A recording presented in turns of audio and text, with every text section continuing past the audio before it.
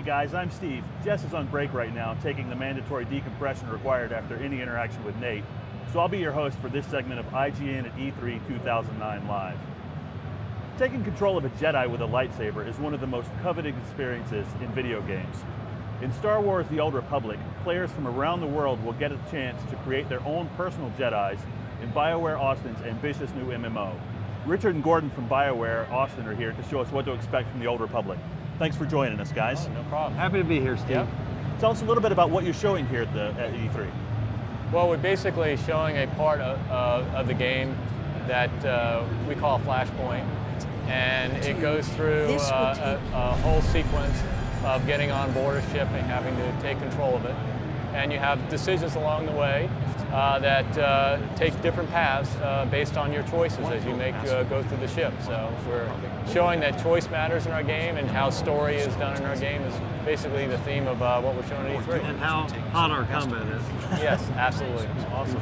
Now, BioWare's been known for developing stories in single-player RPGs where the player's actions have a real strong consequence in the story, but it hasn't really worked in MMOs.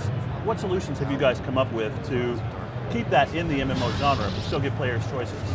I think we're just trying to make sure that our story that goes through the game actually does matter to the player's advancement.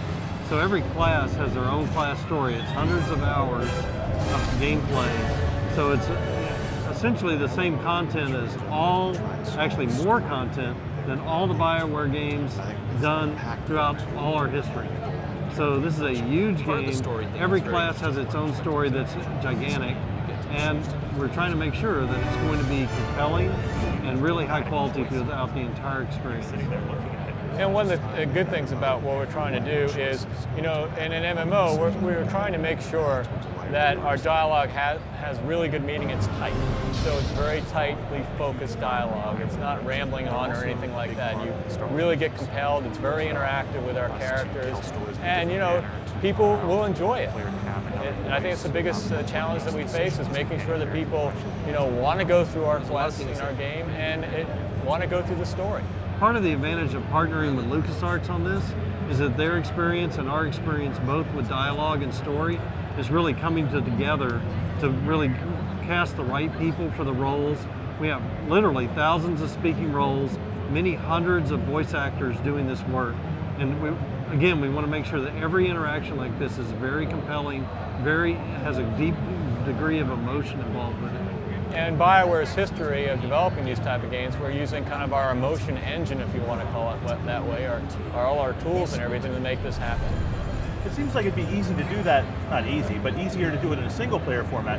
How do you handle it when you guys are in a group together? Who gets to make the decisions about where the story goes, and how can he make a decision in the game that doesn't break your experience?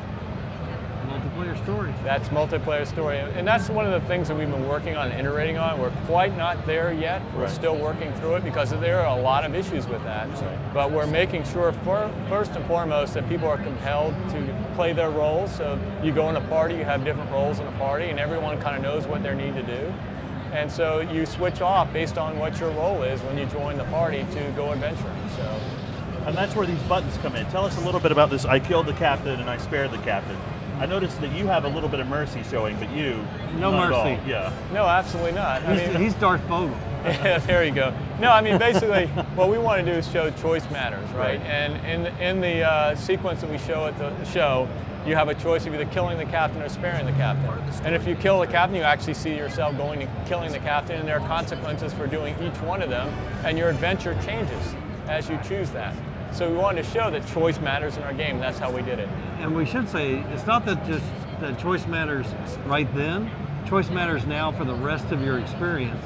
So the consequences of killing someone or sparing them may show up in another, you know, hours and hours down the road where you run into a relative of theirs or you run into who their sponsor was. So everything they do, you know, will have consequences. Right. Tell us a little bit about combat. That's something new you're showing at E3 too. Yeah, one of the things we want to do is very important is to make sure you really feel like you're in the Star Wars universe. So basically you feel like you're a Jedi with a lightsaber clashing each other and firing bolts everywhere. And so we wanted to make it very visceral, very action oriented. Awesome, thanks guys. What's next for you? What are we going to see next year at E3 with this game? Are you trying to say we're going to be here at E3 next year? That's what I'm asking. Okay. Well, what's next for us? We have many other elements of our Star Wars game that we will be bringing to the forefront over the coming months. I mean, when you think about Star Wars, there's a lot more elements than just combat and story.